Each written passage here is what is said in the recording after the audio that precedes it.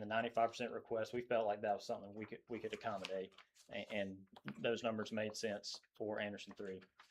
I do want to point out, so in FY 24-25, we had a bit of a windfall. There was a settled appeal from appeal taxes from Piedmont Natural Gas, Colonial Pipeline, and Transcontinental Gas Pipeline. They had appealed on property tax treatment, ultimately lost that lawsuit, and in turn, that was rebilled in the summer of 2025, and that was collected and distributed to the districts in late July.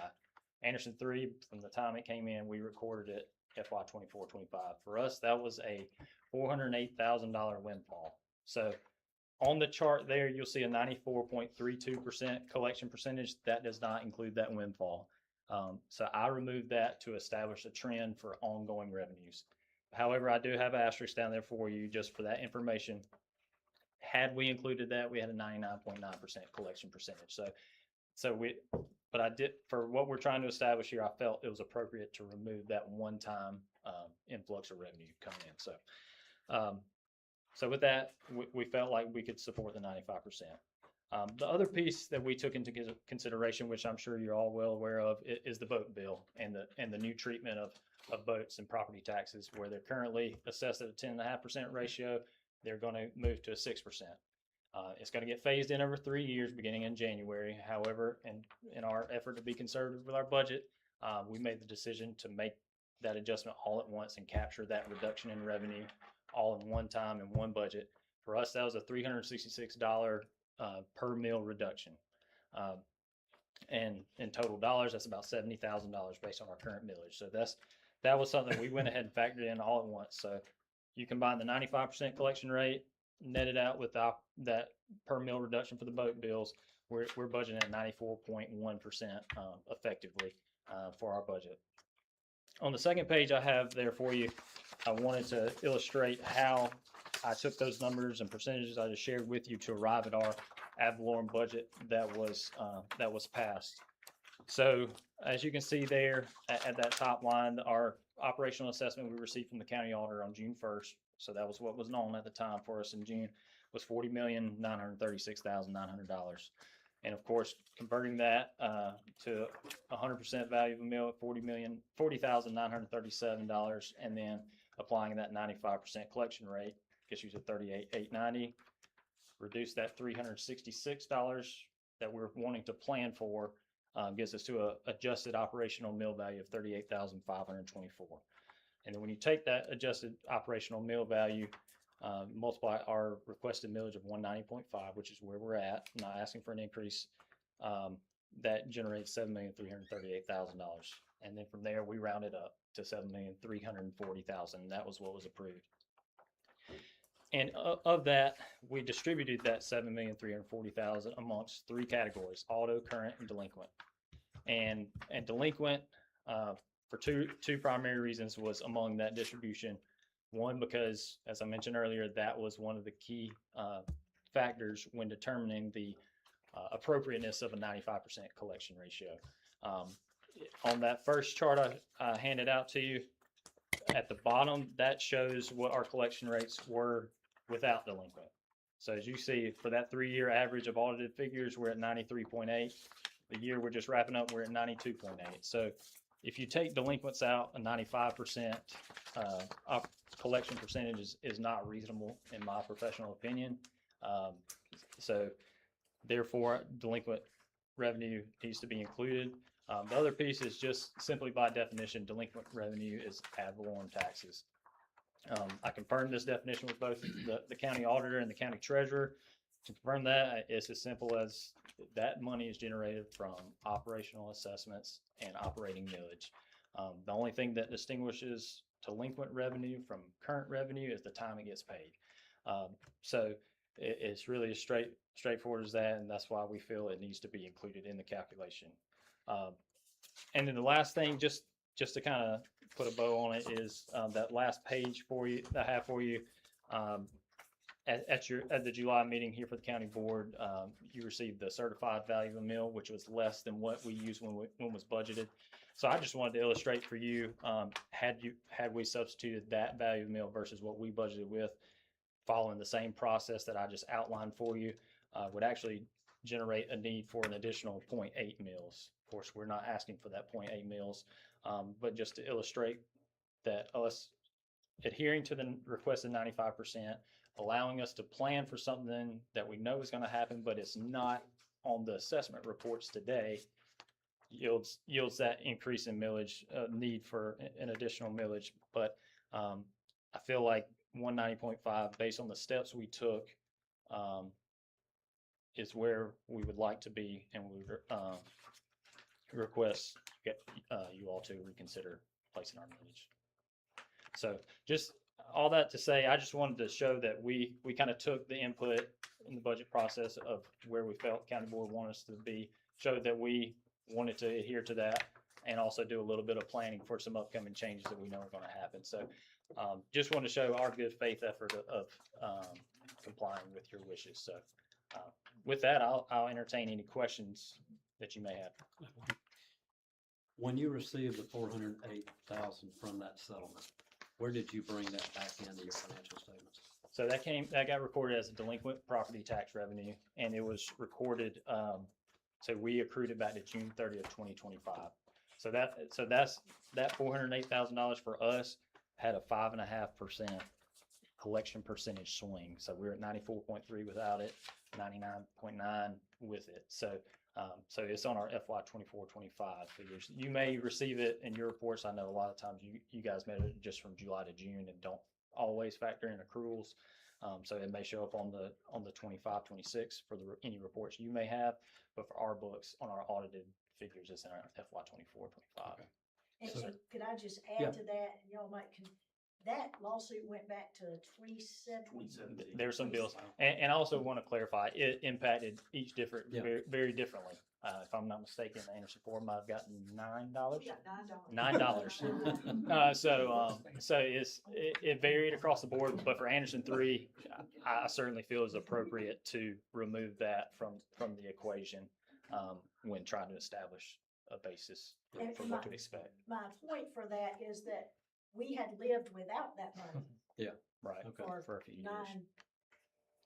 9 years, Mhm. and there was no way to recoup it Mhm. while it was being questioned. And so that's another reason we follow the percentage that we're budgeting on very closely.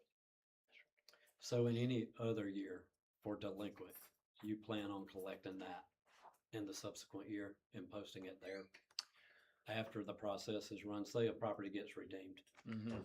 When do you bring that back in when you receive it? So we record it when it arrives at our office. So yeah, the tax sale, the delinquent tax collection process, and Mr. Phillips can speak to that a little better than I can. We try not to get too in the weeds of which tax year that particular tax Yeah, was for her point, generated. right. So we just measure it 12 months at a time, year after year, to establish a trend more so than pinpointing a tax bill. If that makes sense. It does. Jason, can I put you on the spot for a second? Sure. One, I want to recognize Jason Phillips here as the county treasurer and Mr. Baker here as the auditor. Thank y'all for coming along also. Is there a average amount of time the collection of a delinquent you found takes? Is it a year? Is it 2 years? It can vary, I'm sure, but would you put an average on it? So I think I can probably clarify this in just the terminology with delinquents.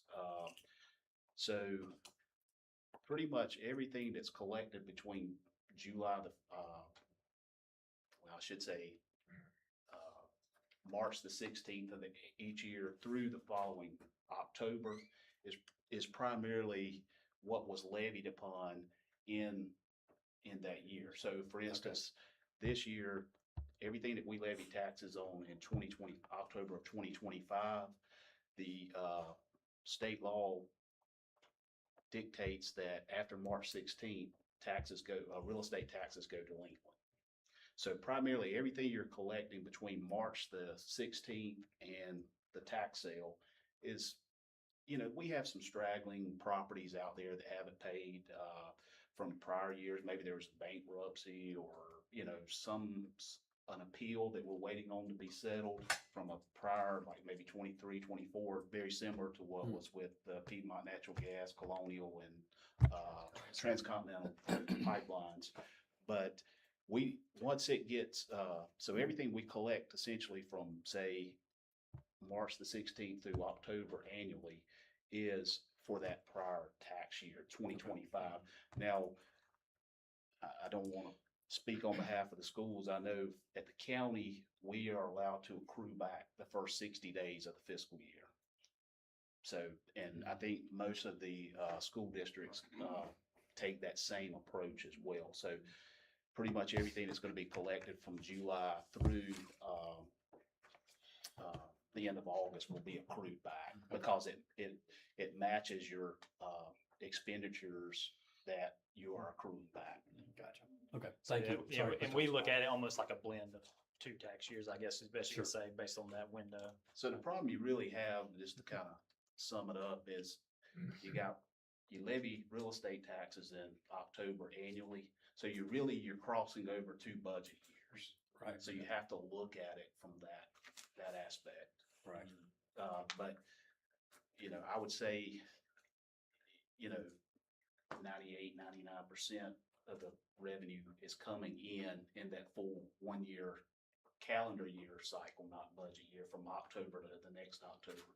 Okay, so it's truly an outlier to not collect something within a 12-month, or at least a 24-month period. That is correct. Okay, thank you. But the whole Piedmont, Colonial, and Transcontinental went all the way. They were appealing whether or not they could be considered a manufacturer or not.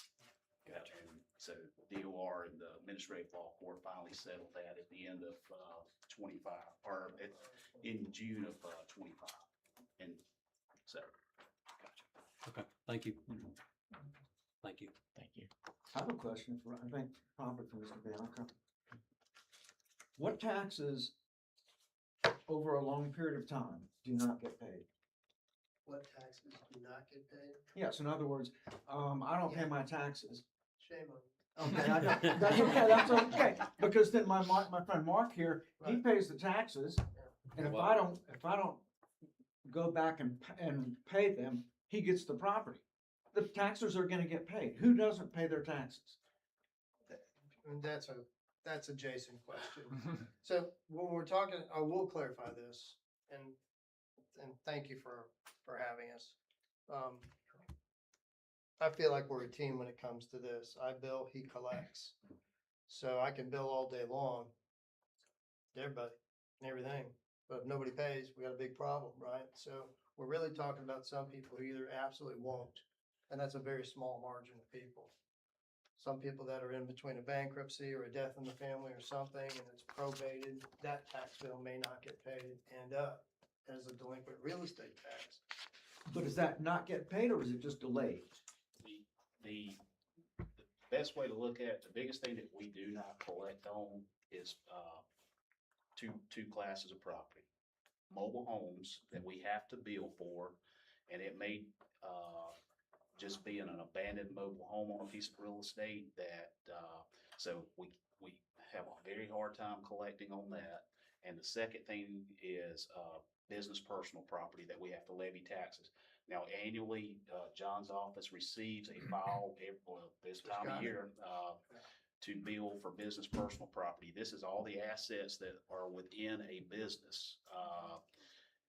We have a very hard time collecting on a lot of that simply because somebody may go into business and then find out that don't have the success that they thought they may have, closed the business down, but failed to go through the appropriate steps to officially close the business. Now, all the BP or business personal property, that comes back off of the PT 100 returns that go through Department of Revenue, and those are depreciated annually for the assets that are within the business. So we try to factor in some uncollectible in that number because if an individual does not file the PT 100, then what DOR does is they send us an estimated amount. And those estimated amounts are inflated. 15,000. Yeah. Yes. May get your Please attention. answer that. Yeah. Over a long period of time, what percentage of taxes are never paid? there's anything that's never paid, it gets to the point to where it just has to be, null and off, or essentially put in a non-collectible status. After What 10 percentage? But is that 1%, 2%? I would say that's probably in the 1 to 2% range, yes. And then, so my numbers, I'll back out 2% and say I'm gonna collect over time, 98%, which that's about as good as you're gonna get. Now, that includes everything, cars, boats, planes, Then my manufacturing. question is, I don't mean to interrupt, I'm gonna interrupt. My question is, why are we talking about 95% when you're telling me your collection rate is 98 or above? Why are we talking 95 when the collection rate is 98? But we're looking, but now when I say 1 to 2%, I'm talking about over the course of maybe a 2 or 3 year period, not within I a. get that. Not within a budget year. Right. So 95% is probably closer within a budget year as to what we're actually That collecting. doesn't make any sense.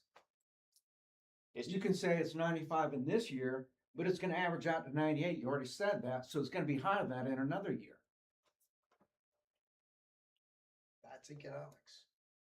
See, the real estate is gonna do this. It's got its own set of governing how we handle that if somebody doesn't pay that bill. It's the process. We'll get to the posting, and we just posted a whole bunch of properties that have not been collected on. And that's after several opportunities communicating with that taxpayer, say, please pay your taxes. This is what it's due. So they'll either show up and pay it with penalties and interest before the redemption date, which is the week prior to, the Friday prior to the tax sale. At the tax sale, we'll evacuate almost all of that. And then we have to hold that for a year in case that property tax owner wants to redeem that property 12 months later. So you do have, yes, it is going to be, but it tends There's to ups run and right around downs, but it's gonna 98%. average out. That's been my experience in the 4 years I've been there. but you also have to. Now, cars, I don't wanna talk about cars. Another thing Somebody's that- gonna have to pay that bill. They don't get a plate, they can't drive the car. And another Right. thing that plays into the equation here is assessments. You can't just solely focus on, collection rates, because with school districts, as y'all well know, Act 388 that was passed, back in 2006. If we take every, time a property transfers now, or a new home comes on the books, that's also, property is classified as 6%. So there are properties classified currently in those assessment totals at 6%, which once we open the books come, October this year, that could very well move from 6 to 4%.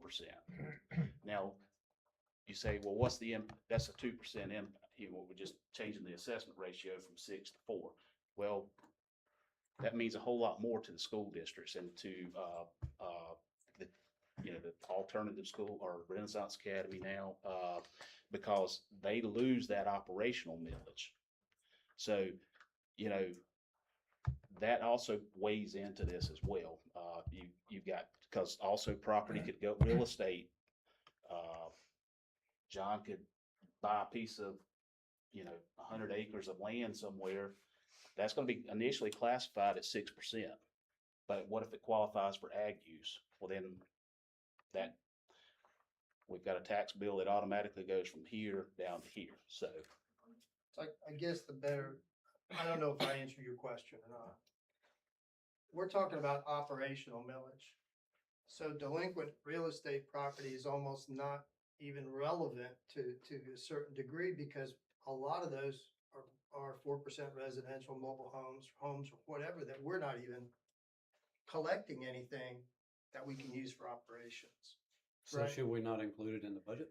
well, no, it should be It should included be as part of included. it should be a part of the equation, because there are properties that we will collect on that are being taxed at 6%.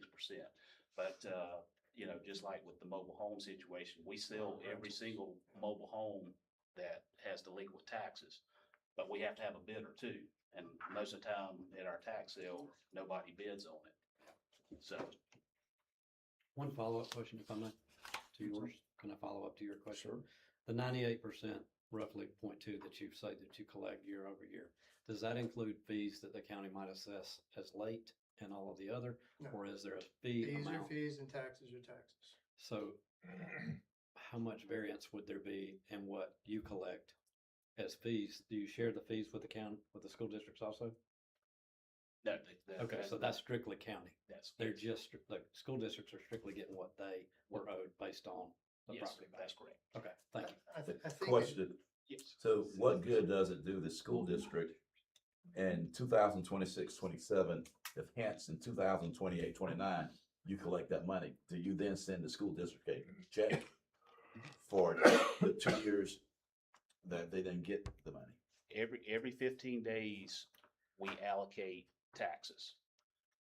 And at that point in time, I send reports over to Ms. Benninger, and she sends those ledgers out to the school districts for them to remit a claim for. And we pay those out every 2 weeks, after the 15th of each month and after whatever the last day of the month is, whether it be, the 30th or 31st. So if we've collected delinquent taxes, well, right now, all real estate that's Gotcha. coming in is delinquent. Yeah. And see, we're still processing refunds too. There's still people coming in, that qualify for legal residence, or maybe an appeal gets settled. That would have paid at the 6%, Correct. filed an appeal with the assessor's office, goes through that process, and then we're cutting refund checks now, so. Do you net that back out of a disbursement to the Yes. school?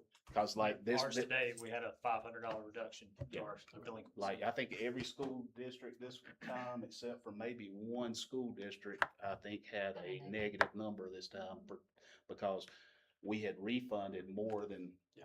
we had collected. And the big thing there was the fact that probably the school operating portion, it had went from 6 to 4. So we had eliminated the operational millage. Yes. So that brings up, that's the point, so when we talk about it, it moves from 6% to 4%. For operational millage, it's actually moving from 6% to 0%. That's correct. Yes. Right. Because it's shifting from operational Correct. millage to debt services. Correct. Yeah. So we assessed it and we counted it in October as current ad valorem at 6%. But then it went through the process and we lost it from 6 to 0 in the operation. And this is normal. And- Every Right, year. right, that's just how, what happens. Yeah, Okay. Thank you. You can expect to have delinquent Right. tax every year. Right. But we work hard to collect as much as we can. And Yeah. we've got people that's all they do. And when we're talking about operational millage, we're not talking about the 4% single-family homes that get that benefit. All the burden is shifted onto all the other properties, and so when we do the assessment reports, it's not really a false narrative. But it can be misleading if you just look at that, because no, the debt millage and the operational millage are not the same. We gotta pull that out. We ought to, and this is what I do for the county, for their budget, is take a 98% collection rate of the bigger number, because there's no tax relief there. Everybody's gonna pay into that. But on the school side, it's like, here's the numbers. You guys decide whether it's 95, 98, 97, what works best in your particular situations, where 5 districts have 5 financial policies and 5 ideas of how conservative they want to run that. And my experience has been pretty tight. Having said that, who else are we collecting from to make that operational millage happen? And let's understand that, and then I'm done. But we're collecting on cars, we're collecting on boats and motors to a lesser degree, which is why that was mentioned. Now that the legislature has forced us to go ahead and put a credit on a luxury item. Airplanes are at 4% by county council directives. Other counties tax them at 5% or 6%. Some of them 10.5%. I think Charleston County is 10.5%. They got some big planes down there. Manufacturing concerns that are different than what I do with business personal property. They're paying personal property tax and real estate tax, usually in a fee agreement or something that's a bigger pie, but we're collecting on that as well too. So who's paying the bill? And it's business, It's personal property that we all own and drive and fly and boat around on. And that's the pie. But I will, So, but if I may, I will say, I kind of like the approach Matthew has taken and here. utilities. We're looking at the collected value of a meal, because I think that gives a better perspective. I know, our finance director at the county, she and I, during budget talks, we're all back and forth, and she's always honing in on what is my actual collected, value of the meal. And of course, we don't, at the county level, we obviously don't deal with some of the aspects that the schools do when properties go. It's not the impact there. So, any other questions but I think the whole delinquent process, I know it might be confusing to those that on the outside, but it's just in a manner of when, in the time period. And, so, if John pays his bill in January, it's gonna be classified as current collection. Yeah. If Matthew pays his bill in April, his payment, even though it's in part of the 2025 taxes levied, it just gets classified as a delinquent payment. So, But they all begin the But- same way as ad valorem, yes, bills and out it's of my office. part of what you're building a budget off of, yes. Thank you. Thank you. Mr. Moore, Yes, thank you for answering questions that we would have asked everybody. That's You fine. just took the bullet for all five, That's right? fine. That's That's the fine. same question No, probably. not a would come. problem, not a problem. Happy to do it. I don't wanna muddy the water, but I would like to say one thing that's kind of shifting gears, because you bring up a percentage to budget. And I'm just simple, if I will. And with that thought process in mind, I think about, in schools now, we teach students a financial management class. Okay? God. I can't speak, many churches offer Dave Ramsey on your personal finance. And if you look at that research, there's not a budgeting norm that encourages anybody to budget 97-98% of their salary. Zero based. And I don't know why the school district would be expected to budget that when we have no control over what may or may not happen. There has to be a little bit of margin, because at the end of the day, we got to pay our teachers and we've got to take care of our kids. It has to be reasonableness too. It has to be reasonable Right. on our part. I agree. Yeah. I agree. And here's the other thing I hadn't planned to say, but I asked the Lord to make sure I said the right thing, and so he put it on my mind today. I think in this conversation, we all need to remember everybody in this room's a taxpayer. I'm a taxpayer, they're a taxpayer, our boards are taxpayers, you're taxpayers.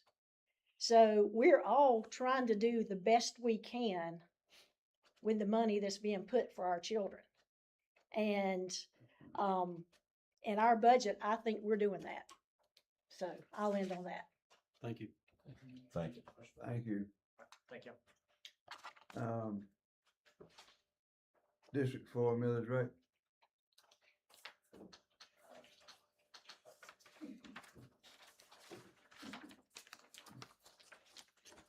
So I'm not getting all those same questions. We've Well, answered, you might. we've answered them. Motion to We'll adjourn. see. Chairman Upton, thank you, board members, for considering our request to reconsider millage set at your July 20th meeting. Before I start, I'm not gonna take a lot of time, but, unless y'all make me. But to begin with, I want to share some good news. Not only are we in a brand new building that some of y'all have seen, at Pendleton High School, and moved our middle school and done projects at all 6 of our schools in our district over the last few years. But I want to take you back and give you a quick history lesson. In 2023, District 4's debt service millage was 44 mills. That was, we were living off of GO bonds, just like Anderson 1 brought. And in November of 23, our community passed a referendum. In 2023, we anticipated that the millage increase would be 16 mills. for us to be able to sell bonds for $115 million. In 2024, we told our community, when we do this, we're gonna try to split this into 2 phases and go up 8 mills one year and 8 mills another year. 2024, we went up 8 mills to 52 mills.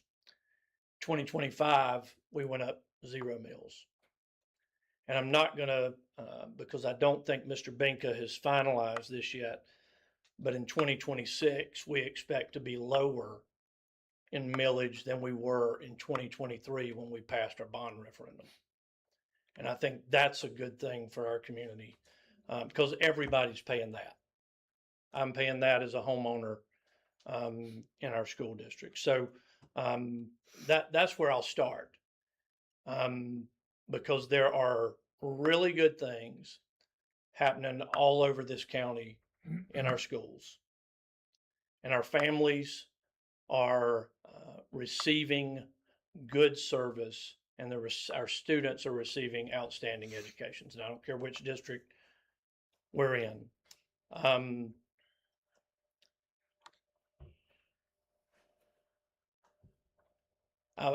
not going to say if I'm being honest, because that makes you think I'm lying to you all the other time. So I'm going to tell you that I was disappointed on July 21st.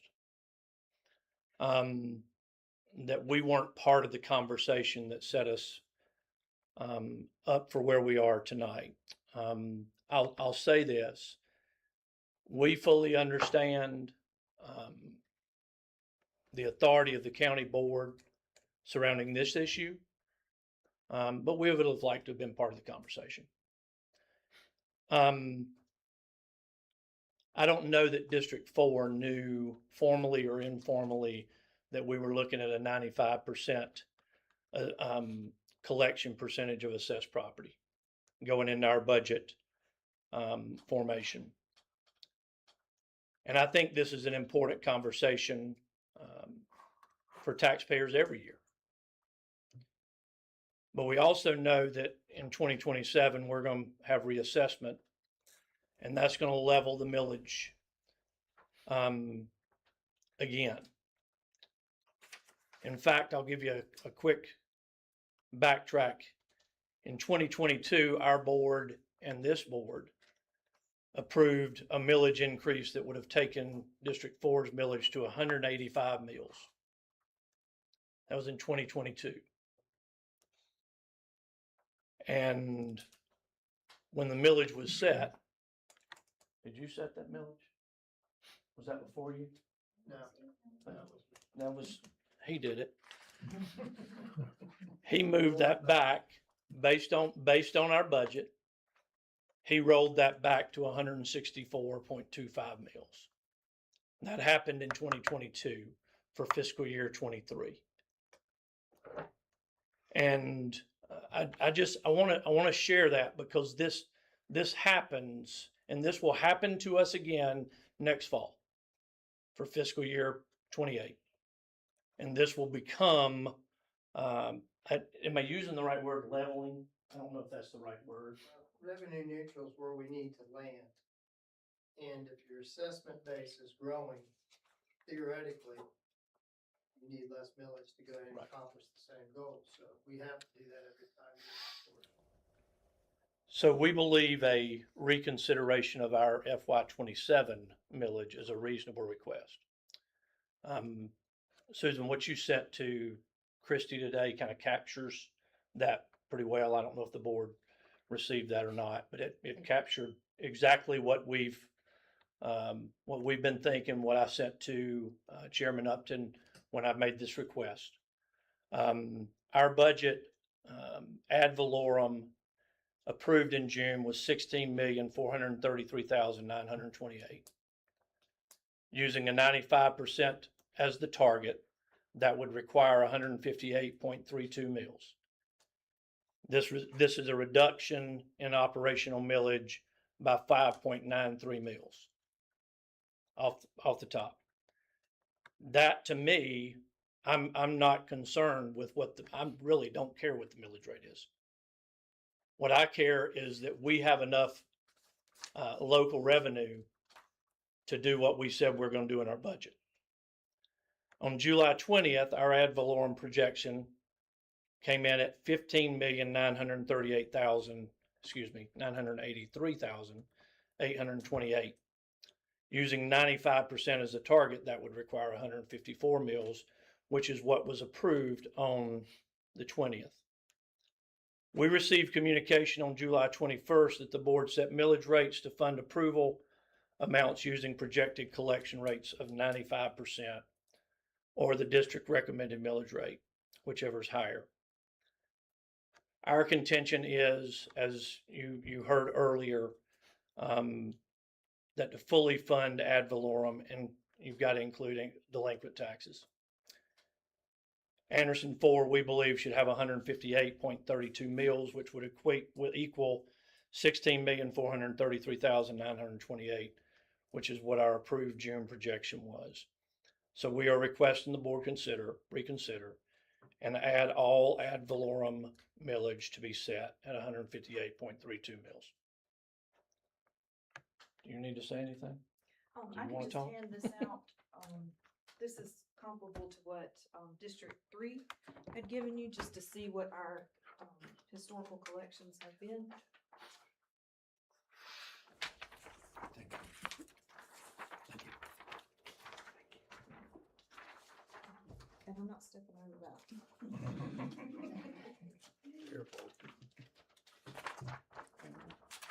Thank you.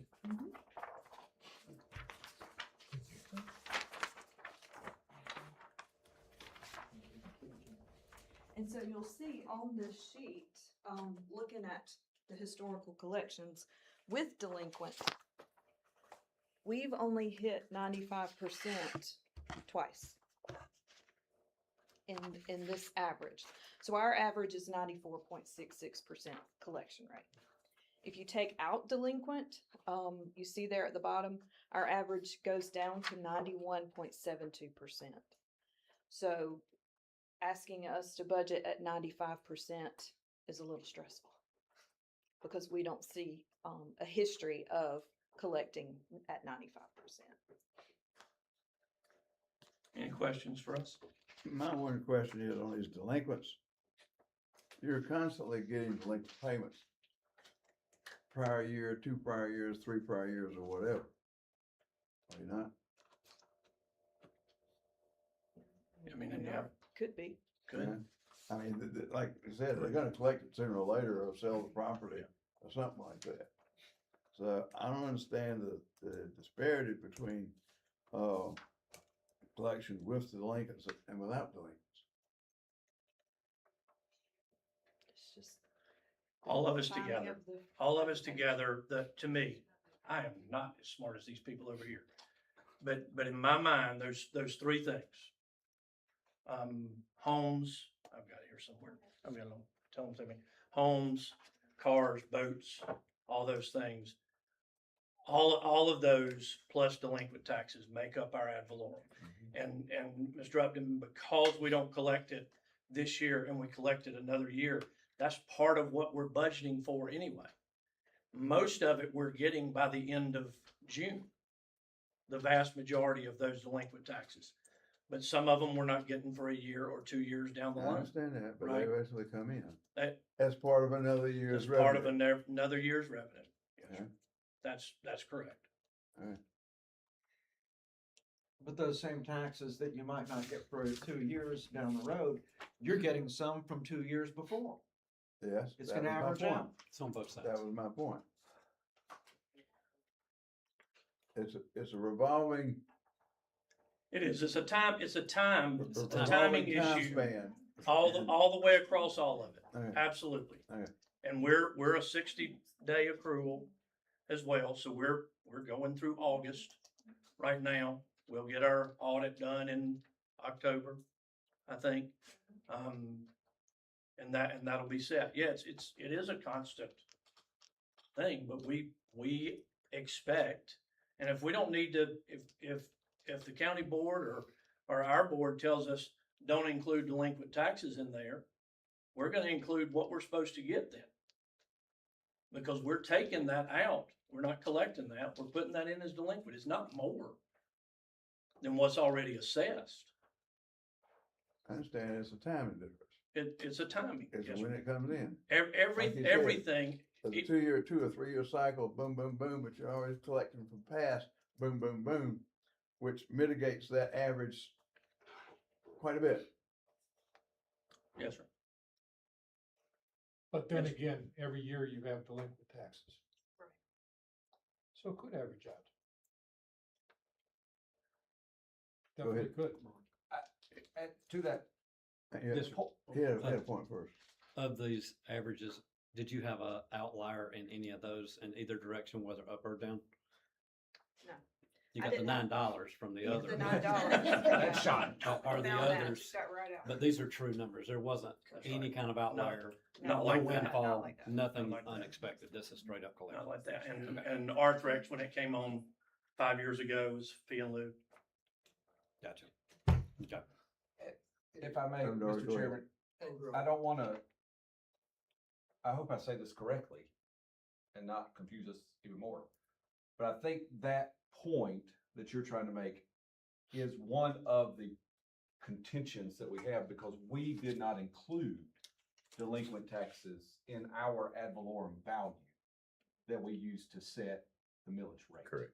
And so it is constantly coming in, it is recurring, it is, but we did not include that value in our ad valorem totals Right, when we calculated the millage. Right. So. because we're doing it, current year, current budget, current estimate.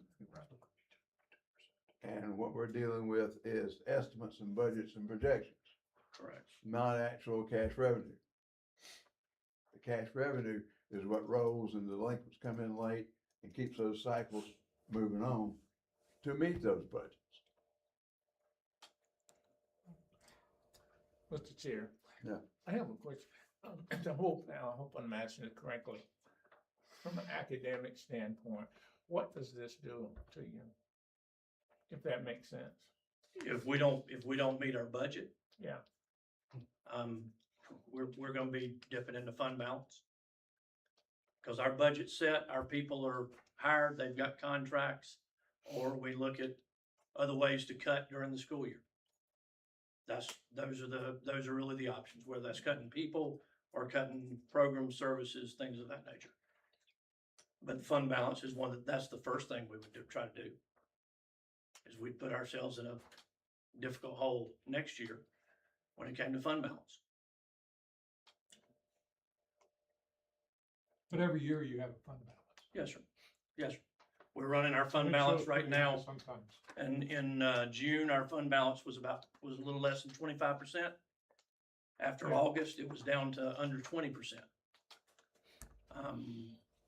That's why we have a fund balance.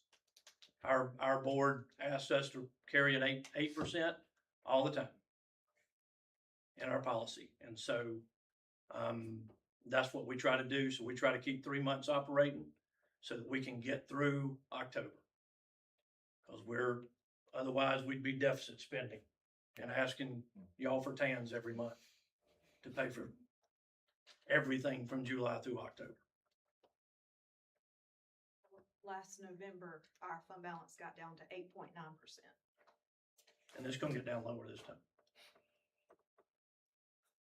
Okay. Any other questions? I have a question. Mr. Superintendent, did our district get some good news academically lately? All 5 districts did, I'm sorry. Doc, but yes, sir, Hey, did. plug it. we did. That's fair. We did, and we'll share, we've shared that information. We'll share more of it in September at our school board meeting. Y'all are welcome to come and we'll give it all to you, in September. You got me interested now. Give us a nutshell. What is it? Well, our achievement levels are really high. We're 75%, which is the state goal, in ELA and SC Ready, which is grades 3 through 8. And I don't know if another district in the room got to 75% or not. One got close, I think. Did y'all get there, Seth? Yeah, he got there. But there's only 3 districts in the state that got to that 75% in ELA. And we're knocking on the door. Our district, our board goals are 75% in ELA and in math and we're beating the door down on math. We're closing in on 70% in math, and in the same grade levels, 3 through 8. So, yeah, so we've got great things going on all over the place. Mr. Chair, I'll just say, I think I saw the reports. We had 4 of our 5 districts in the top 6 in the state, and our 5th district was one of the most improved across the state.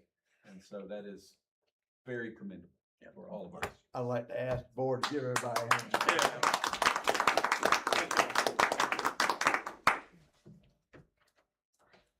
Ladies and gentlemen, folks will say they appreciate what you're doing, but I mean it.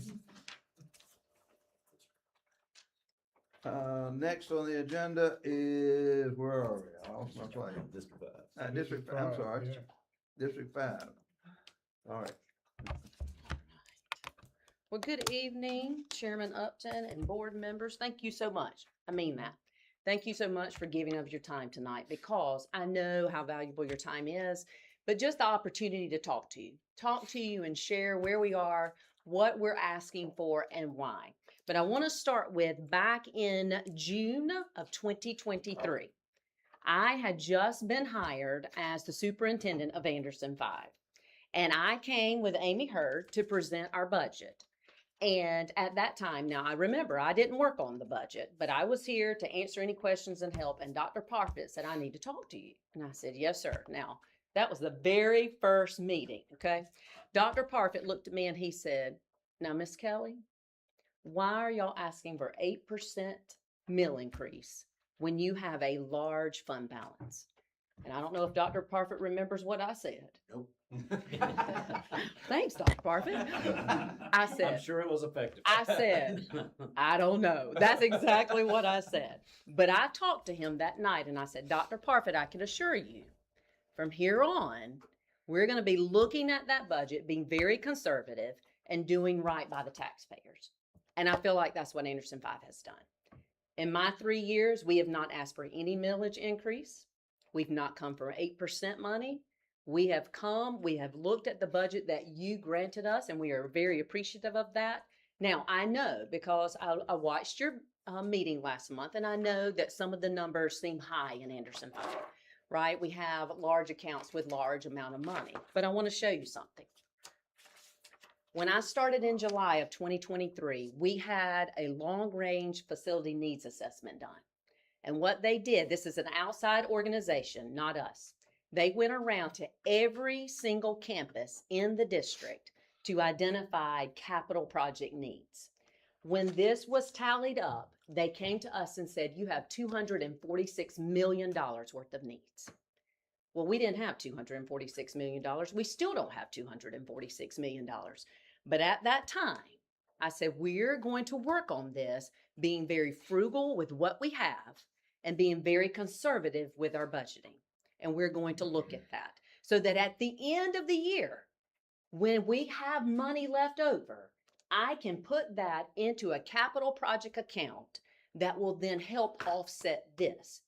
So the capital projects that we have, we're utilizing the money each year that we put in our savings accounts, what I call it, but it's a capital projects account, to address these needs without raising millage, without coming to you for 8%. So I do know when I watched the meeting that it was said that the fund balance in May was at 63 million and that it was 38%. And I know that sounds really high, but at the end of the year, when all of that is accrued and we take that, that money's going to help offset a tax increase for our taxpayers, right? And I was talking to many of you and I said, we're on the same team. We're on the same team, looking out for taxpayers. And I loved when I talked with some of you, I said, we're talking in third person. I'm a taxpayer. I pay taxes in this county. I am being very, very frugal with what we have to ensure in the long run that we don't have to come. Now, there might come a day that we have to come to you, but you'll know on that day, we have exhausted every single thing we can to help pay for that $246 million. And I'll show you, since I came in 2023, I'm sorry, I need glasses. We have already accomplished $50 million of those capital project needs. and I haven't raised millage one time. I haven't come for that because we are very, very conscientious. So we come tonight because we, as others have said, we learned of the millage change. And I'll be very, very honest with you all, and I was honest with you all when I talked. That was the first I had ever heard of it. I didn't even know that that was being discussed. There were questions. And so I got that email and I was copied on it. It was an email sent to Mr. Binka, and Mrs. Benninger kindly copied us on it. That was the first I had heard of it. I had a board meeting that evening. So I think we got it around 4:30, 3:30, something like that. And I had a board meeting literally that evening. And I knew, just as everyone starts talking, we had to get information to our board. At that time, all I saw was, we just lost 6 mills. We just lost 6 mills. What are we going to do? Now, after having some time and looking through it, then we understood that the value of the mill that we had utilized and that you had utilized was different because over that period of time, it had increased.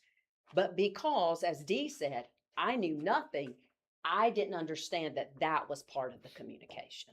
So that's where I think the first piece of what has happened, what are we going to do, came from. Now, once we looked through it and saw the value of the mill had gone up, that's when Amy Hurd, who does a phenomenal job of working through this complex budget process, came up and said, Dr. Kelly, let's look at the value of the mill they utilized versus what we asked for, not millage, but the total amount, dollar amount. And so that's why you'll see tonight, while we've kept 191 as what we want for our millage, we are not asking to go back to 191 if you agree to review it tonight. We are asking to go back to where the dollar amounts equal with including the delinquent tax. Okay, so I'll get Amy to come on up. She's got 2 different pieces of paper to give you, and then she can go into further detail of what she did and that collection piece and how we came up to the millage that we'd like you all to consider tonight. Well, good evening, everyone. A lot of this is exactly what you've already looked at, so no shocking new information here for you. We all kind of did the same thing just to see. I will say, like Mr. Christopher said, it was never communicated with me that we needed to use a 95% collection rate.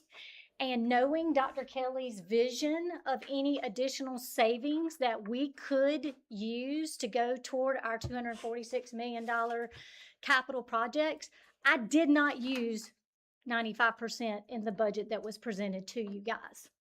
So I do feel like I put our district at a disadvantage to start with because I didn't know that was the expectation of the board, of the county board. Had I known that, we absolutely would have 100% complied with that. We just felt like we weren't asking for millage. I was being conservative on the revenue side of things because sometimes when we have additional revenue, boards like to hire additional people, and just not knowing where things will come out. It's easy to hire people. It's very hard the next year, like Dee said, we can go into fund balance, or the next year we have to look at letting people go. So we didn't go to our full 95%. It's not what we asked for. So that is on Anderson 5 for not budgeting at 95%. So that is part of the reason of why our millage was reduced. But we do ask that you will look at the delinquent taxes, as everybody has said. But on your sheet here, if you'll look at the one that's got the yellow and orange, again, it's the same thing. I know we kind of hit it over and over, but so you'll see Anderson 5. If you look at the collected amount versus the assessments for those 3 years, including delinquent, so that keeps coming up, well, isn't it a rolling, well, those rolling numbers are in that top section. So that's what the difference between the top section and the bottom section is those rolling calculations that we are getting has got the delinquent in the top. So for Anderson 5, that puts us for the 3-year average in the box at 94.57%. So 95% for Anderson 5 is probably a good calculation rate. This is as of May, looking at May collections versus the total assessments as of May 31st from Mr. Binka's assessment report. For Anderson 5, we accrue back 60 days. So we will accrue back taxes as that Jason's sending us right now We'll go all the way through August 31st, so into September, we're still accruing back numbers. So I think, again, like I think Mr. Moore mentioned, some of it I think is a timing issue from the way accounting procedures work, that we have to accrue back versus the information that you guys get monthly from Ms. Benninger. Looking at our reports, we can't quite tie those same numbers out from the school district side of things, but I think it's just a timing of when our claims come from the treasurer's office versus when you guys see it. So again, we think 95% will be fine for Anderson 5 if delinquent is included. If not, you can see down there, if we don't include delinquent, our 3-year average is 92.77, so right at 93%. So we'll be happy to answer any questions. I feel like probably District 3 and 4 has already answered them, but if you have anything for Anderson 5, we'll be glad to answer those as well. Brenda, Dr. Kelly, can I go back just to highlight this point? The assessment for needs, you said, was 240 million. 246 million. 246, 5 years ago? 3 years. 3 years ago. 2023. And you paid down 50 of that. Yes, sir. So is that number still 196, or is that continuing to grow? Yes, sir. That is a through great either question. Yes, sir. So. Those things getting worse or new needs coming Yes, forward? and the cost of things going up, correct? Correct. Right, so it is growing. While we have paid, we said 246, now the estimated, if all of those projects had not been completed, some of them have, it would be 268 now, 268 million. But, so what we need at this time is 218 million. Gotcha. Now, what we have said is we have, our 1 cent sales tax that we are collecting and utilizing, and then our capital projects. And I think right now they're over 100 million, I think. And I know that sounds like a lot of money, but when I have $218 million worth of capital project needs and I have 100 million, I still have to decide whose HVAC gets fixed, who can wait a little bit, who can we, no pun intended, put some duct tape on, things like that. But what can we do, right? So that's what we have to do. But that is a great valid point. That's a valid So it's point. climbing, and it's Yeah, always gonna climb. Exactly. Yes, sir. Yes, sir. And I'd like to say one more thing because Amy has beat herself up about this. Stop. Exactly. And here's why. And I mean, many of you, how many of you were in this seat in 2008? Okay, I wasn't in this seat either, but a lot of these folks in this room were. In 2008, that is when the money was very slim. And that's when all of a sudden they got a cut from the state. And I was an assistant principal at the time, and leave it to Gary Brugel. He was out that day, and they said, okay, you've got to tell a teacher she's not coming back next week. Now, I'm assistant principal, and I'm thinking, but that was a very difficult time. And ever since 2008, these folks who are exemplar have tried to never repeat that. And so what they do, and it's just like us, that mistake on their watch will never happen again. And that's why they budget conservatively, because they never want to cause that kind of pain to another employee. They never want to have to look at somebody and say, I'm sorry, you're going to have to be let go this week because we don't have the money. The state made a cut. We don't have enough in our fund balance. You're going to have to be let go. And so that is why I think historically they have budgeted conservatively. So I am not upset with you, Ms. Heard. You have done a great job. We have a mindset of being very conservative and very frugal. But we understand that might not be the mindset that the county board wants us to take on. And we understand that. And like just Amy said, we will move forward with whatever the decision is made. We do ask that you consider adding the delinquent tax into our ad valorem property tax when considering the millage, the operating millage for Anderson 5. And for Anderson 5, the utility was $197,500. That was our portion that we got that's in 24-25 from that. Dr. Kelly, Yes, sir. duct tape is a fabulous product. Oh, I love it. Now, we have some. I'm just not telling you about it. We have some. Yes, sir. We do. We have some. I got a question. Yes, sir. You had a decrease in enrollment. Mhm. Did you get a decrease from the state too? For the 45th and 135th day? Yes, So sir. you did get a decrease. Yes, sir. What was the percentage decrease? I don't know. I'll have to get. Because I think it looked like, unless my figures are wrong, I think it was around 270 students or something like that. You have, Mhm. Mhm. so What was the percentage decrease? I don't have that information, but Yeah, I'd have to go back and look because after the 45th day, that's typically about the middle of October for us. They don't change our funding until January. And then the 45th day is about April, and they adjust that in like our last payment. So I'll need to go back and look to get you that answer. Well, the state pays per head, so it's a linear reduction. Correct. grades per head. Say So that it's a again. linear reduction. Not anymore. They don't pay base student cost Yeah. like that anymore. That used to be the case, and that's the way us finance people would have loved it, Yeah. because we used to could stand up in front of our boards and do exactly like what you're saying, and that the exact number of students equals this amount of money, which is this percentage. Now they look at it in a whole and how fast did we decrease as versus the other places, and I don't believe District 2 is here, but I believe, I could be wrong, so I don't wanna speak, if I am wrong, I apologize. But I believe a few years ago, they actually had an increase in students and a decrease in funding. So- Okay, It's called so- government. Yeah. So sometimes it's not linear like it used to be. If you're a growing district, but you're not growing as fast as another district, then you don't get as much money. You could potentially lose money. So that's why they changed some of the funding formula for this year as well. So about 3 years ago is when they went away from that base student cost model, went to state aid to classroom. And now this year they're trying to correct the whole model of growing and losing money. And so the charter school piece had a lot to do with that, because public schools are not growing as fast as charter schools, so the money was not being distributed evenly, so now they pulled charter schools out.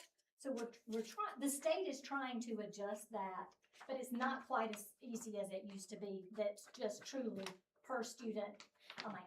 I have a question. Do charter schools receive funded at the same rate that y'all do, or how are they funded? We're 75-25, and they're 100% funded from the state. Yeah, the state. Ours really ours is based on our index of taxpaying ability too. Mhm. So that's why when I say every time, District 4 gets the least amount of state assistance percentage wise in the county. Matter of fact, there's only one district in the upstate that gets less than we do. So the more wealthy you are, the less you get from the state. So that's what index of taxpaying ability is. They take all of the school districts in the state of South Carolina and rank them in this index of taxpaying ability. Can you repeat that? You said the more wealthy you are. The more wealthy that you are, or that you, Assessed property. yes, yes, the more assessed property that you have the ability to raise taxes on people, the state feels like that's the obligation of your board and less on the state. So they. Even when there's local legislation that prevents you from being able to take advantage of the CPI growth. Bless their hearts. And can I just say, on the flip side of that, because we are one of the poorest districts in the state, I think number 17. That's why a state budget cut hurts us more, because we don't have as much local money to start with anyway. And so when you put our budget together, it really is a jigsaw puzzle of local, state, and federal funding to try to do what our children need. Mr. Chair, the pending property tax increase for next year, does that affect you at all? Do you benefit from that at all, or was that factored into your budget? You'll have to, I apologize, the You know, the pending property tax ta- increase. Is it the property tax? Oh, the reassessment. Yeah, Okay. I'm sorry, the real estate taxes for that's coming up. Uh-huh. How does that affect you? So the reassessment, when they realign it, I'll let Amy speak to that. Yeah, and it's kind of like Mr. Binka said just a few minutes ago, when the county does reassessment, what they're gonna look at is kind of like exactly what you did. They're gonna look at what the school district's revenue is, and then what the assessments are to see exactly how much we need.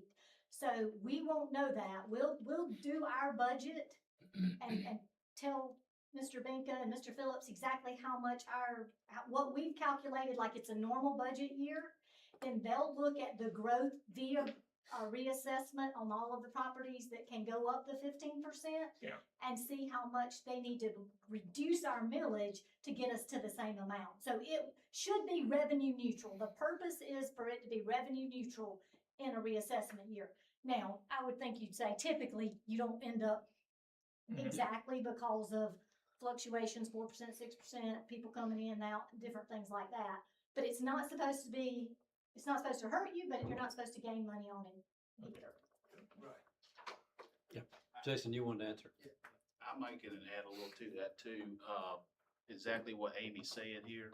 So I think the easiest way to look at it is if you start with $1 million as your assessment, that's going to generate a certain amount of revenue this year. So if that generates, $300,000, and then the assessment goes to 2 million next year because of reassessment, then you have to lower millage to bring in that same $300,000. So you're just, now, obviously you do get to keep growth that occurs in this year, any new homes and that type thing, but that you have to kind of take that out of the equation. But for the most part, if the assessment goes from 1 million to 2 million, whatever that 1 million was bringing in, that 2 million, you've got to roll it back. So that's same 2 million assessment. Thank you. Yep. Thank you. That's kind of getting in the weeds, but it's a great question. So want to put that out there because it's August right now, and before you know it, it's going to be here. So state law says political jurisdictions set their own millage. I know what it says about the auditor sets the millage, but understand that when it comes to your budgets and your millages, you give me that number. I like to help and offer my services as a resource to arrive at the best number and the right one. But at the end of the day, it's your budget, it's your millage, it's your number. I need that information to print the bill. The millages that the auditor's offices statewide set are strictly by law confined to debt service. Okay. Even Rita and county council will set that millage and say, this is what we believe we need. Now, I will go behind and verify those numbers and make sure it looks appropriate.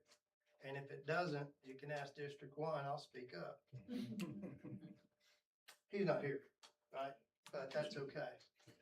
And it was a good conversation because I learned a lot out of that as well. And that was a reassessment year.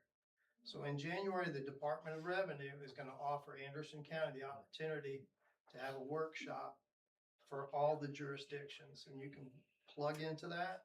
I'll be there, Jason will be there, and we'll go through that together to make sure that early in the process, we know exactly what that impact may or may not be.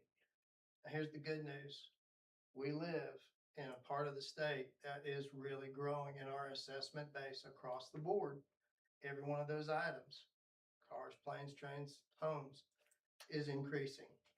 We'll find out next year if that real estate's actually increasing in value the same way it did 5 years ago, but nevertheless, it is going to increase. And that's a good position to be in because we have neighbors in other counties that are in the opposite position where their property values are dropping because their population is decreasing. And see, when they go through that reassessment process, it's the opposite. They have to roll up the millage to be able to compensate for that on that 5-year term. So nobody likes property tax increase, but it's going to hurt those poorer counties much more than we'll feel it here. So that the purpose of that is called equalization, so that we can take a snapshot of what's happening every 5 years and try to keep our assessment values where they need to be, appropriate to what the market conditions are doing. And that only applies to real estate. So, thank you. Thank you. If you would provide us with the link for that meeting if you can, not Yeah, as necessarily soon as we to have it participate, but set just up. to listen to it. We appreciate it. Absolutely. And, it was, that had already occurred the year that I got elected. And then, so I had to figure it out on my own. That's not true. I had a lot of help but it is a more complex calculus than just taking budget divided by assessment. Yeah. Okay. All right, thank And we're here to help make that happen right. all right. Any other questions? Thank y'all. Well, I thank you. appreciate it. Thank you Thank you. very much. Appreciate it. We have an executive session next on the agenda. Mhm. Oh, okay. Our secretary is not here, so Reverend Doherty, I'm gonna appoint you as secretary for this meeting. I move that we go into executive session. All right, do I have a second? Second. All those in favor? All right, we will go into executive session. And over here.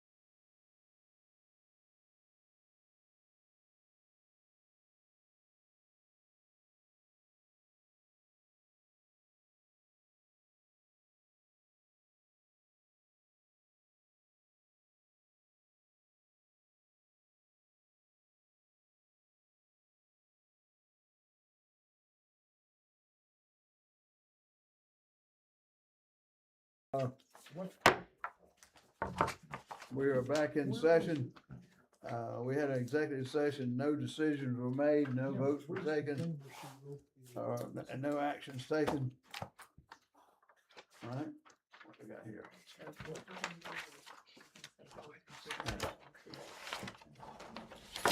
All right, back to the agenda. Item 6B, consideration of the previous adopted Anderson School District 3 millage rate. Yes, sir, Mr. Chair. After receiving legal advice and hearing wonderful presentations from our districts and considering the things that decisions we made at our last board meeting, I would like to move that the Anderson County Board of Education amend its action taken at the July 2026 board meeting, establishing the 2026-2027 operating millage for Anderson School District 3, and that the previously approved millage of 185.1 be changed to 189.56 to include that ad valorem, that delinquent taxes back into the equation at 95%. This amended millage is adopted pursuant to the authority granted to the Anderson County Board of Education under Act 269 of 1989, as amended by Act 581 of 1994, and after consideration of Anderson School District 3's recommendation of 190.5 mils to the district board approved ad valorem budget. The certified assessment values provided by the Anderson County Auditor, projected tax collections, and other relevant financial information presented to the board. I further move that the administrator be authorized to certify the amended millage to the Anderson County Auditor and to provide any necessary supporting documentation for implementation for the 2026-2027 fiscal year. All right, Second that motion. all right, is there any discussion on the motion?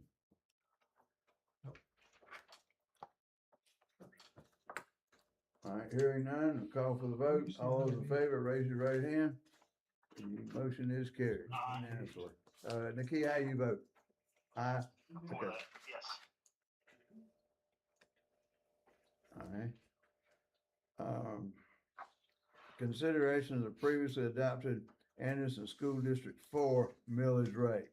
Mr. Chair, I move that the Anderson County Board of Education amend its action taken at the July 2026 board meeting, establishing the 2026-27 operating tax millage of Anderson School District 4, and that the previously approved millage of 154 be changed to 158.32 mils.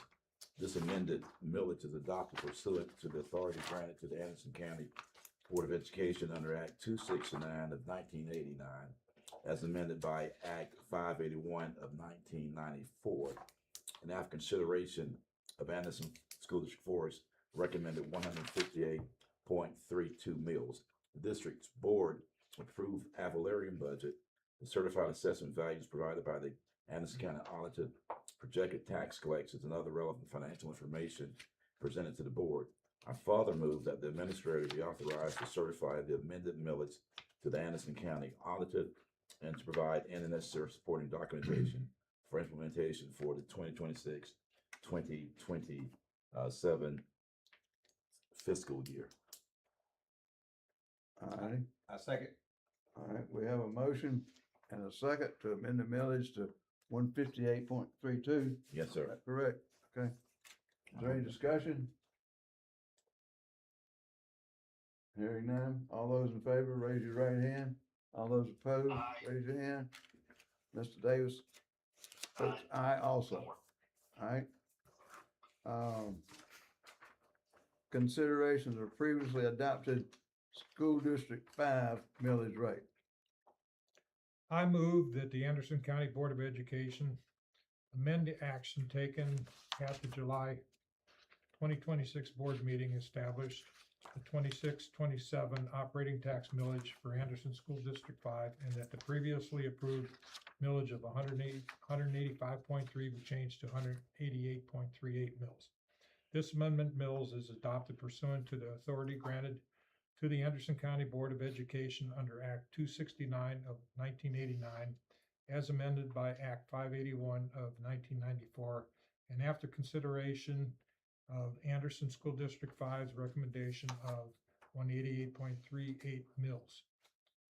The district's board approval ad valorem budget, the certified assessment values provided by the Anderson County Auditor, projected tax collections and other relevant financial information presented to the board. I further move that the administrator be authorized to certify the amended millage to the Anderson County Auditor and to provide any necessary supporting documentation for implementation for the 2026-2027 fiscal year. Second. All right, we have a motion and a second. Is there any discussion? Hearing none, I call for the vote. In favor, raise your hand. Those opposed, like sign. That's unanimous. Thank you. Mr. Chair, if I may have the opportunity to just say a word. All right. First, I would just like to thank all of our districts for your professionalism through this, and I know that there was some shocking moments there, and I would personally like to thank you for that.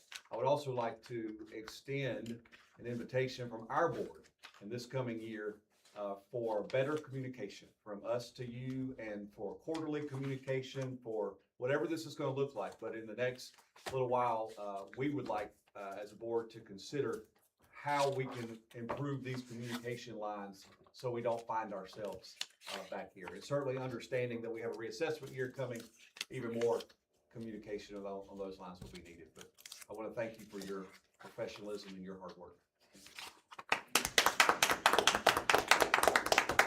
I have one thing I want to add.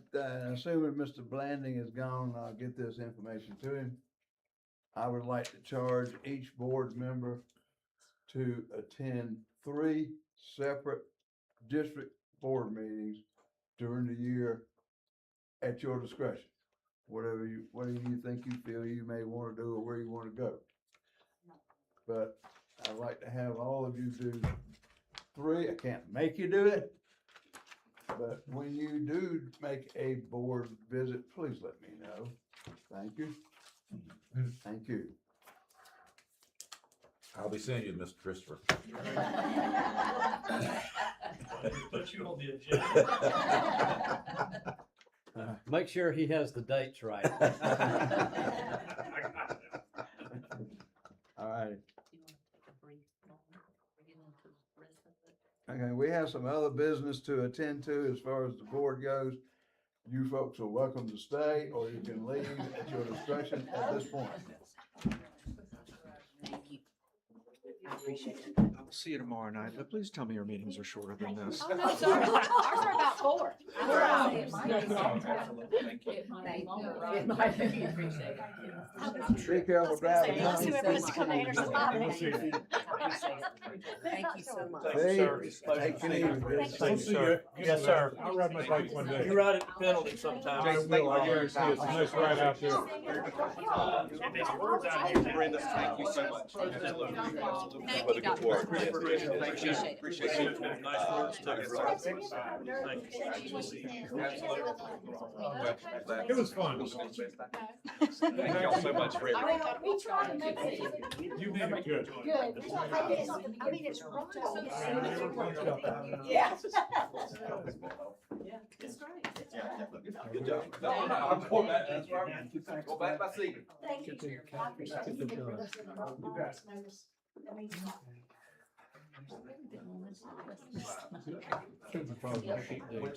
Where's that break? I move the board postpone further action. How about that? I like it. I like it.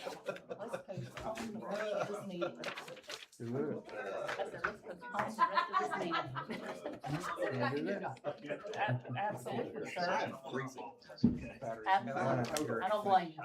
Have a good night. Thank you. Thank you, Nakia. All right, bye. Okay, we are down to What time is it? Is this you?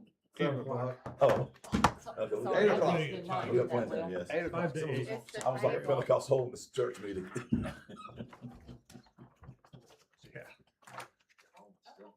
We're just getting started. I didn't realize it was that You're late. right. We just got started. All right, I'm getting there. the meeting will come to order. Reports, Renaissance Academy. Yes, sir. You know what? I'm just gonna wing it. We'll go short, okay? Okay,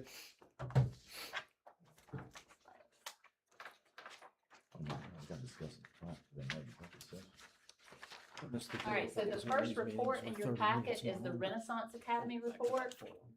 If you look at that, that's gonna be the first report for this school year, so, there's gonna be some differences, just because this is the beginning of the school year for them. If you look at the front of the report, at the bottom where you see the totals, you can see that the current enrollment is 80 students, and a year ago was 73 students. So that's an increase of 7 students. But again, those are the number of students that are returning for this school year. So those numbers are gonna start fluctuating and going up. Number of students in the referral process at this time, that's in the middle column. You can see District 1 has 5 students. 3 of those students are students with IEPs. So those take a little bit longer to schedule and get those students enrolled. For District 2, there's 1 student that's in the referral process. District 3 has none. District 4, there are 2 students. Both of these are IEP students. So again, a meeting has been scheduled and that process takes just a little bit longer. And then District 5, they have 2 students in the referral process, 1 with an IEP. If you look on the back of your report, you're gonna see students that have been dropped since the last county board report. And again, these are students that should have returned this school year, but did not. So you can look at the reason for withdrawal. You have one that was placed at Boys Farm, which is a school through the Cyber Academy. 1 transferred to Greenville County Schools, 1 transferred to Pickens High School, 1 moved to Anderson School District 5 and their ACE Academy, and 1 is attending the Roar program at Renaissance High School. Does anyone have any questions about the Renaissance Academy report? All right, moving on, our next report is the administrator's report. And that's just a quick legislative update, so it's in that PowerPoint. It was just to let you all know that lawmakers approved a $15 billion compromise. So they have approved the budget. It was sent to the governor's desk, and I do believe the last I saw of that, there are gonna be some vetoes before that is completely approved. So the Senate and the House have both approved that budget, so it is moving on. And that's what I have for the administrator's report. All right.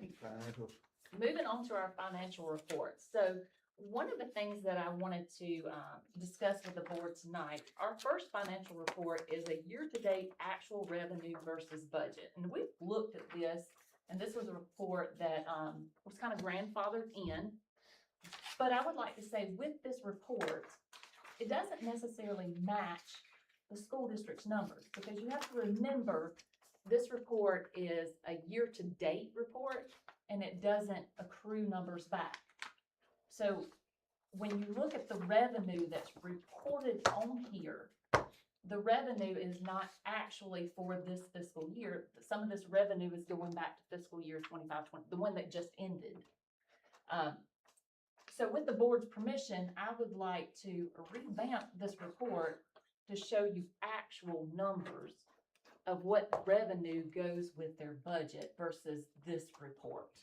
And like I said, this report was grandfathered in when I got here. Well, this says year-to-date actual revenue versus budget, so it's not. Right. It's not, because it's not taken into account what the school districts accrue back. So the It's school a different districts, snapshot in time, right? Because they've not. it's totally different. Yeah. Yes. So for our purposes, this report can get very skewed. I don't believe this is something that this board needs to look at. Right. Like, again, with your permission, I'd like to change this up and get you actual numbers every month. Do we need Does a that need to motion be a to- motion? Work up, I think so, that needs to work be. up something on that and send it to me. Okay.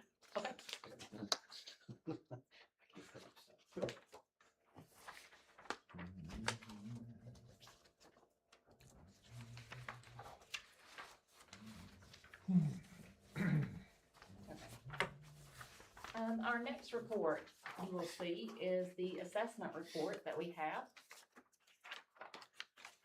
You will see that the current value of a meal is $1,176,971,430. That puts the value of a meal at $1,176,971. And it has increased a total of $698 since June. You can see on the chart that you have on your PowerPoint that it's giving you the 3-year comparison of how the value of the meal has changed from 24, 25, and 26. From 24 to 25, it has increased 6%, and from 25 to 26, there's been a 5% increase. So again, you're seeing how that value of the meal has increased year over year. Any questions about the assessment report?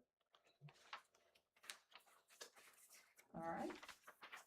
Your next report that you see in there, this is the one that I get from the auditor that tells us what the current value of an operational meal happens to be. You will see on the PowerPoint, it's showing you that District 1's current value of a meal is $178,780, and that has gone up $199 from last month. District 2 is at $51,651. That has increased $99 over the previous month. District 3, $41,038, an increase of $278. District 4, $109,444, an increase of $178.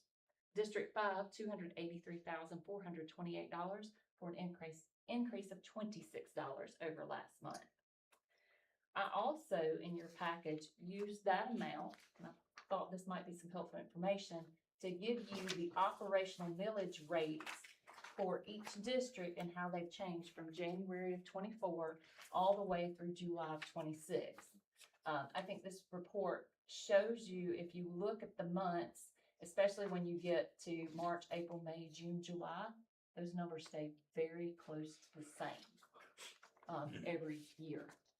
You will start to see them creep up as new property is put on the books, and this is something that Mr. Binka talked about tonight, so you'll start seeing that increase.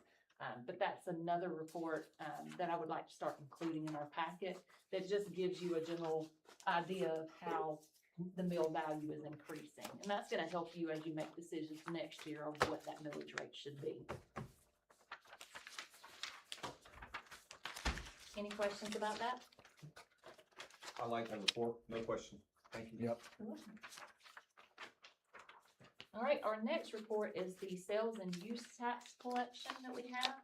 So the total received in July of 2026 was $3,576,700.29. Remember that 20% of these funds do reduce debt service millage for the districts, and then 80% funds capital projects, technology, and security. And then you can see on the report, I do highlight the different Julys so that you can see if it's increasing or decreasing. And then if you're looking for a specific district, all of that information is located at the bottom of the report. Any questions about that? The last thing you have in your packet is your accounts payable. You'll see that you have 2 accounts payable runs this time. One is showing you the checks that were cut in July, and then the other one shows you 2 checks that we posted back to the previous fiscal year. So you're going to see where those checks were out of sequence, but they were posted back for payments. As you are looking over those, does anyone have any questions about the bills that were paid?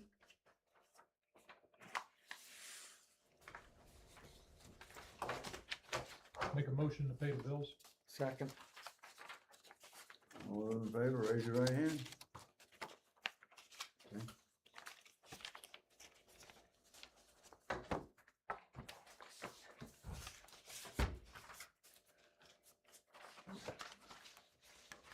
Can you have another executive session?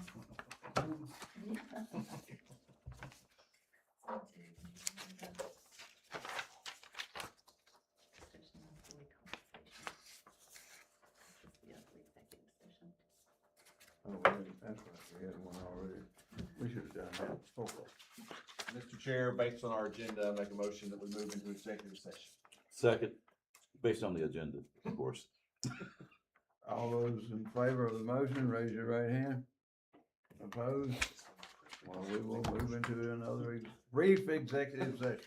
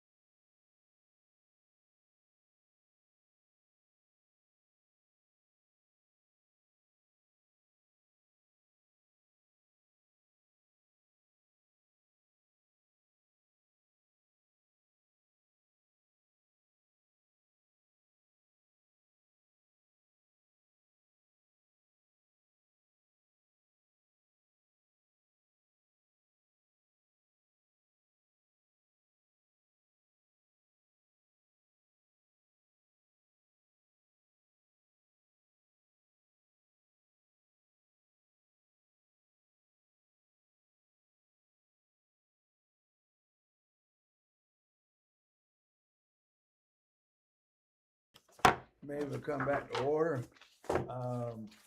We had a vote and voted to come out of executive session.